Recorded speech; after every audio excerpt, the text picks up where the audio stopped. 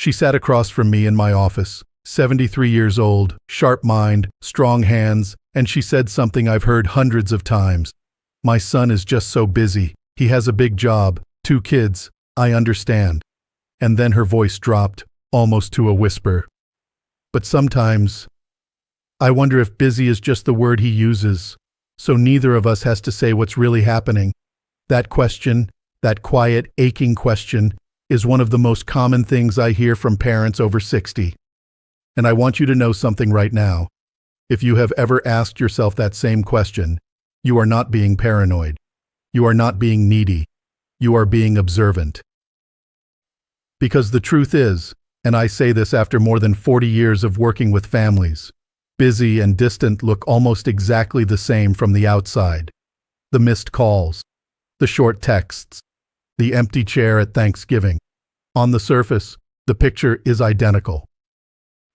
But underneath, these are 2 entirely different realities, and confusing one for the other can trap you in years of unnecessary pain, waiting for something that may not be coming, or pushing away someone who actually wants to be close. So today, I want to walk you through 6 clear, observable differences between a child who is genuinely busy and one who is emotionally distant. Not theories, not guesswork. Real behavioral patterns I've seen repeat across thousands of families. And I promise you this, by the end of this video, you won't have to guess anymore. Before we begin, let me share a little context. I've spent over 4 decades as a clinical psychologist, specializing in family dynamics, particularly the relationship between aging parents and their adult children. I've sat with mothers who haven't heard from their daughters in years. I've sat with fathers who didn't even know their grandchild's middle name. And I've also sat with adult children, overwhelmed, exhausted, drowning in responsibilities, who genuinely loved their parents but couldn't find the hours in the day. So I've seen both sides. And what I've learned is this. There's something I call the availability illusion. It's the idea that when someone is absent and they give you a reasonable explanation, work, kids, distance, schedules, your mind accepts it. The explanation makes sense, so you stop looking deeper.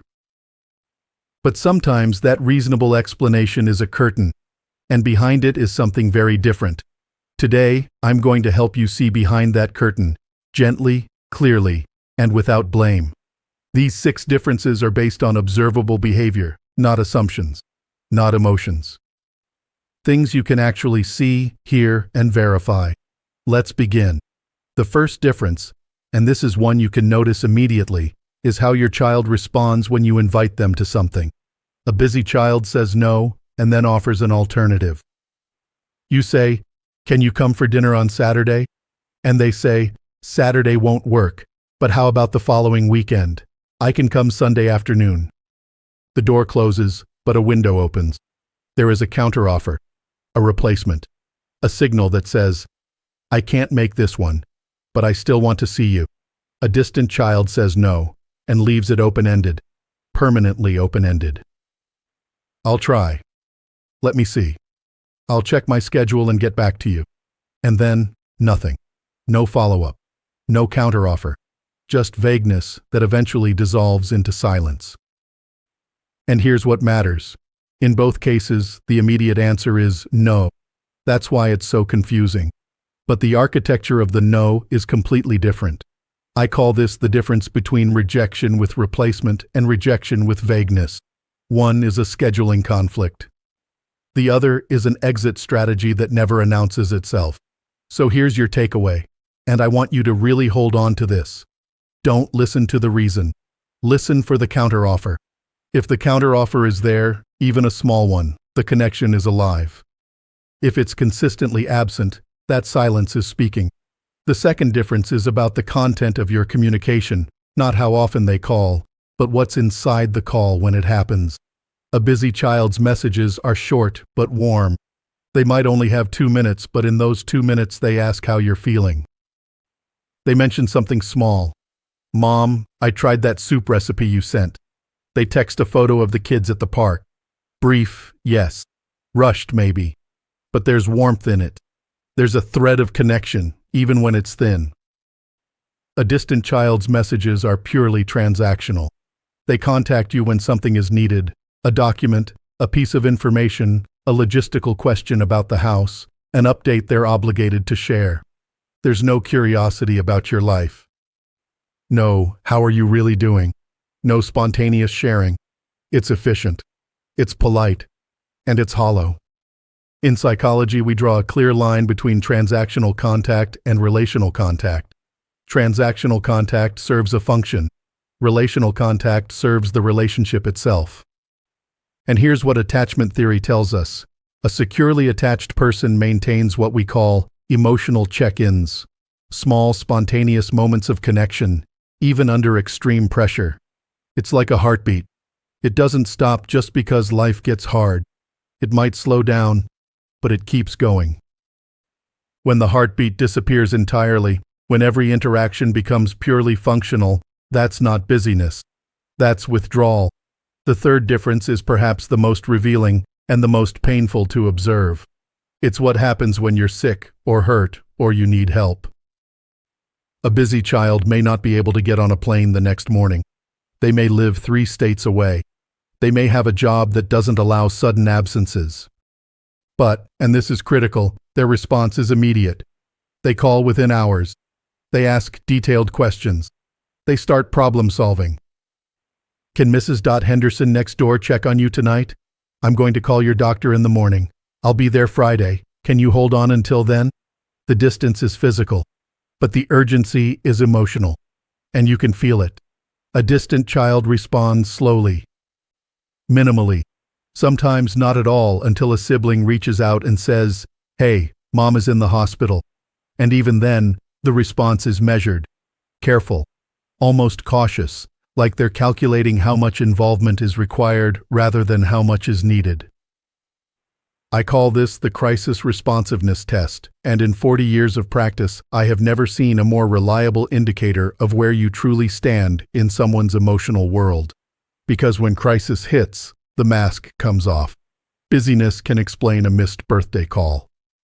It cannot explain a 2-day delay when your parent is in the emergency room. Now, please hear me carefully. I'm not saying your child is a bad person if their response is slow. There may be deep, complicated reasons. But I am saying, notice it. Don't explain it away. Let the pattern speak. The fourth difference is more subtle, and it requires you to pay attention to the edges of things. Every person carries a narrative about their life, who they are, where they came from, who matters to them.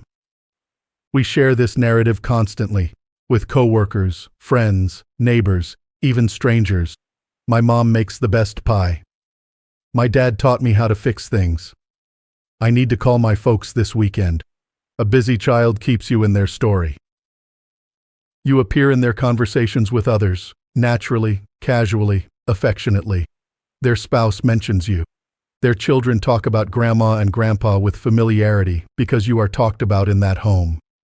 You are woven into the fabric of their daily life, even when you're not physically present.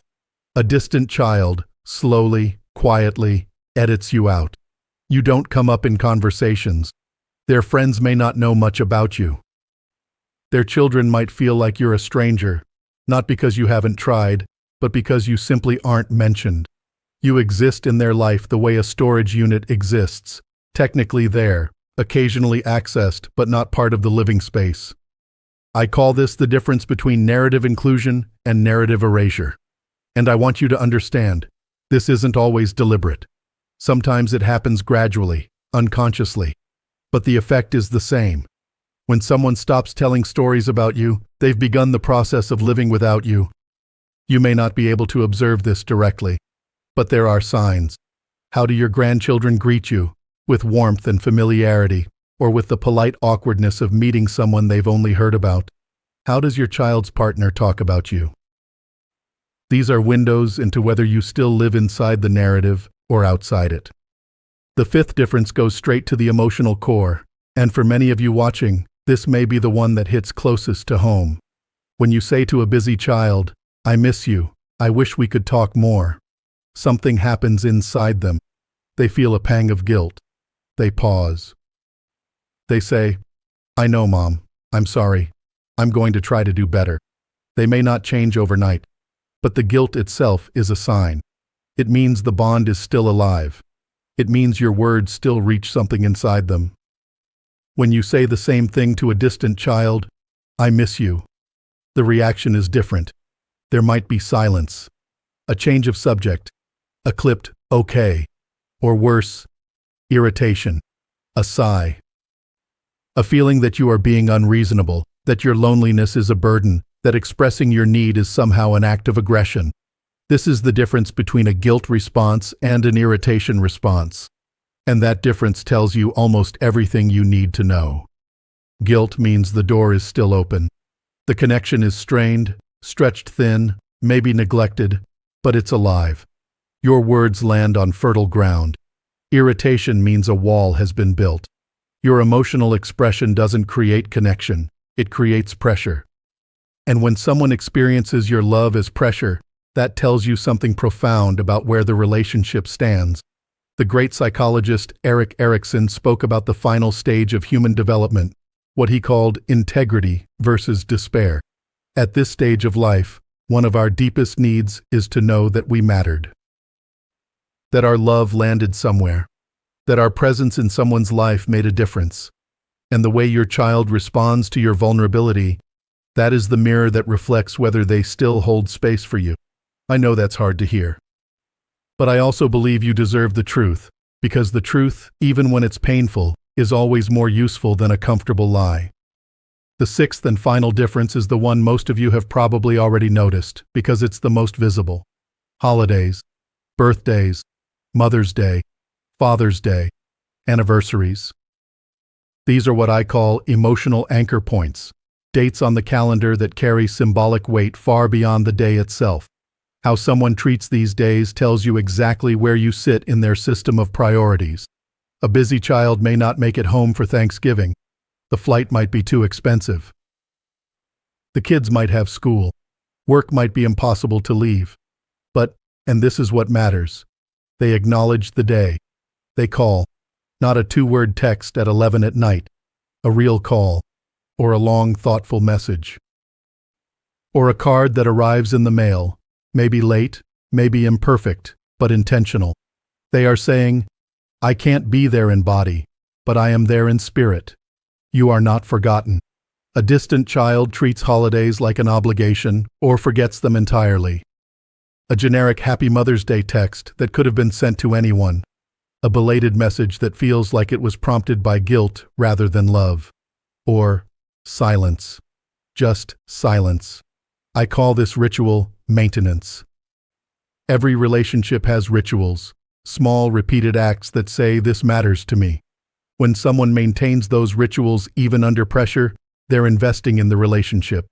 When someone lets them fade, they're letting the relationship fade with them. And please, I want to be very clear. This isn't about gifts. It's not about grand gestures. It's about acknowledgement. It's about the difference between "I remembered you" and "I forgot" or chose not to. So, 6 differences. 6 patterns. 6 windows into a truth that many of you have been circling for years without quite being able to name. Now, I want to be very honest with you. This video was not designed to give you a label to paste onto your child. It's not a scorecard. Life is more complicated than that, and people are more layered than any list can capture.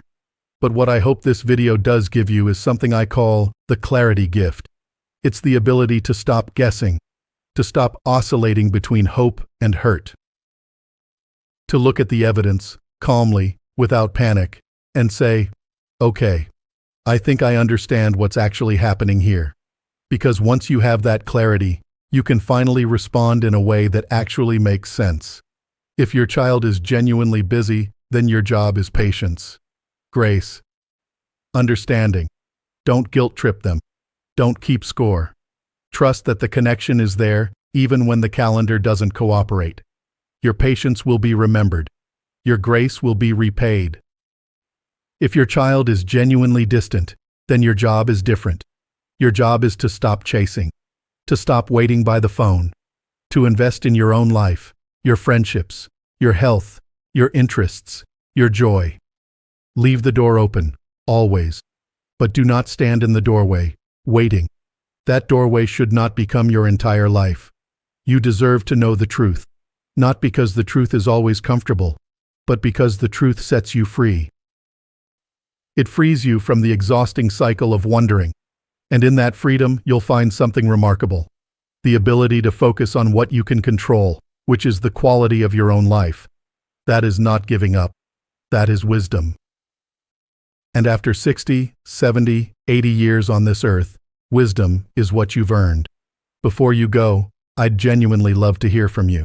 Which of these 6 differences did you recognize? Was there a moment in this video where you thought, that's exactly what's happening in my family? Leave a comment below. You don't have to share details. Even a number is enough. Just tell me which one resonated.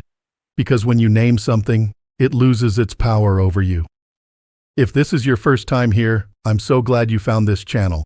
On Strong Elderly Life, we talk about the things that actually matter after 60. Family, peace of mind, emotional strength, and the quiet courage it takes to live well in this chapter. Subscribe and hit that notification bell so you don't miss what's coming next. And remember, understanding the difference between busy and distant doesn't mean you love your child any less. It means you love yourself enough to see clearly. I'll see you in the next video. Take good care.